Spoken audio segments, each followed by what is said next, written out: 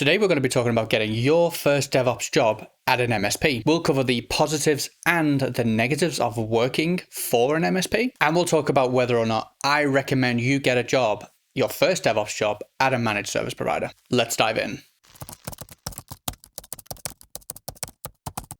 Hey, Mike here from learndevops.com.au. Today we're going to be talking about getting your first DevOps job at a managed service provider. But what even is a managed service provider? What is it that a managed service provider does? A managed service provider is a pool of engineers that specialize in some skill set that other businesses can purchase for a fixed monthly fee. This means that those businesses don't have to hire those engineers themselves directly, which would be more expensive. But is working at an MSP any good? Based on my experience of working at multiple MSPs over the years, you're going to learn three key things. You're going to learn to communicate really well, you're going to learn great team working skills, and you're going to get exposed to lots of technology. So you're going to learn about lots of different technologies.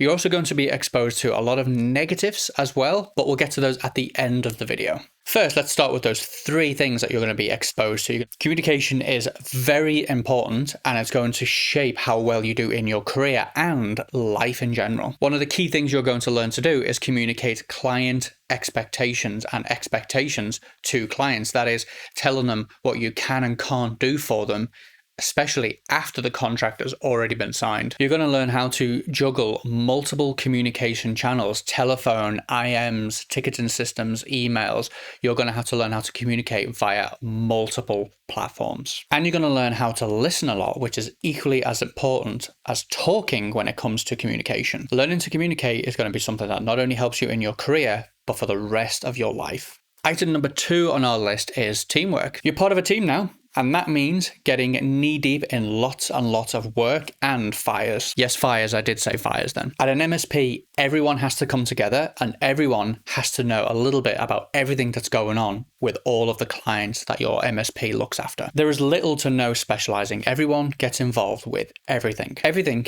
is everyone's responsibility. All the technologies, all the clients, everyone is responsible for them. And because you're in a big team, you're going to meet a lot of people that are at different skill levels. You're going to meet engineers that have all the certificates. You're going to meet engineers that have no certificates. And you're going to meet people like me that didn't even finish high school. Working at an MSP means that there are going to be a lot of fires around you, a lot of digital fires when client systems go down, when networks start responding, when there are security incidents. And because you're a member of a team, everyone gets involved in those serious critical incidents. And there's a lot of knowledge sharing and mentoring and tutoring and upskilling each other, so that makes the team stronger and better in the long run. And finally, there's the biggest benefit of them all. You're going to learn a lot of technologies. We all love learning something new, and that is what working at an MSP is about. You're going to learn a lot. You're going to see a lot of public cloud technologies. You're going to see a lot of AWS, you're going to see a lot of Azure, and you might get exposed to some GCP as well. Essentially, you're going to get exposed to a lot of cloudy technologies. I think that's a word.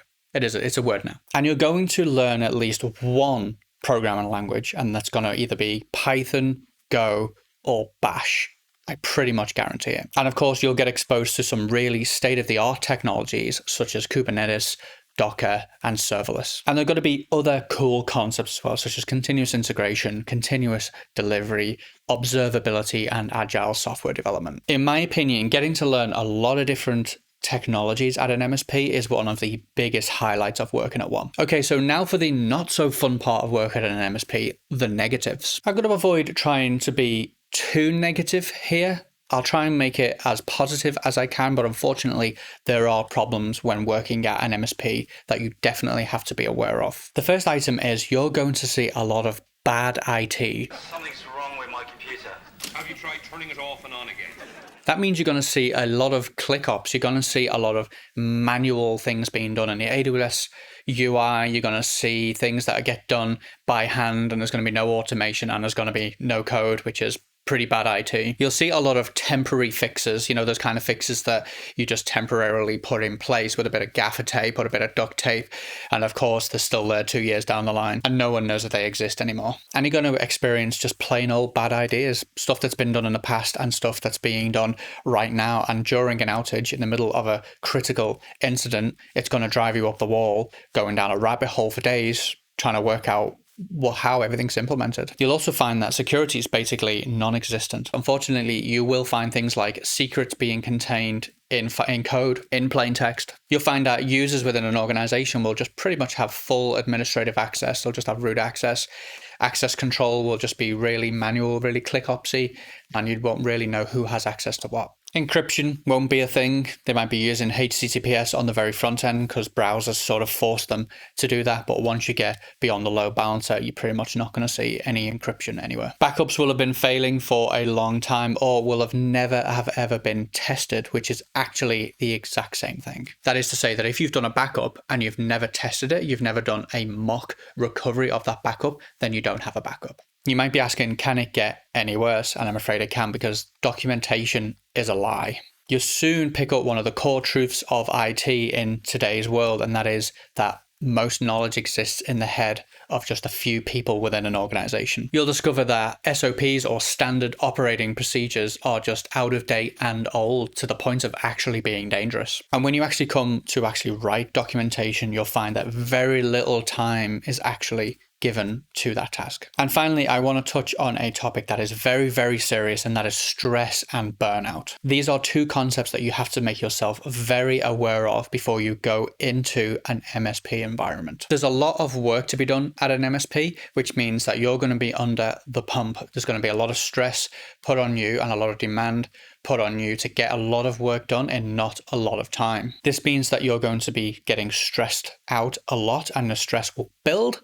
And it means that if you're not taking care of it and you're not looking out for it, you're going to burn out. So if or when you enter an MSP environment, just remember to watch your stress levels, look out for those signs of burnout, and make sure that you're talking to the people around you, your management, your colleagues, and your friends and your family. Communicate with the people around you using the skills that you learned at the MSP, of course, and just talk about any problems that are going on in the workplace. So that's a lot of negatives, but I do have one final thing that I want to say about them. And I'm hoping that this can actually put a bit of a positive spin on those negatives. All of those negatives are going to teach you how not to do things, how not to approach IT, and how not to approach customer service. And that can be as equally as powerful as learning best practice. All right, so that sums up what you can expect at your first job as a DevOps engineer at an MSP. So, should you work at an MSP? In my opinion, an MSP is a great way to learn a lot very, very quickly. Yes, it does have its stressful moments, but if you learn to manage that and keep an eye on it,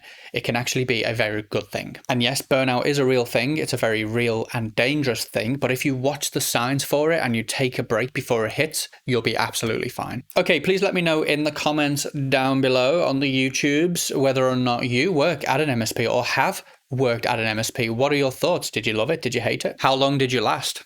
A year? 2 years? If you enjoyed the videos, then of course hit that subscribe button and let us know with a like. I know it sounds really cliche, hit the subscribe button, hit the like button, but honestly, if you subscribe and or you like the video, then we know that you're enjoying these type of videos and we'll keep producing them. And remember to come and connect with us at chat.learndevops.com.au. See you next time. Take care. Very nice.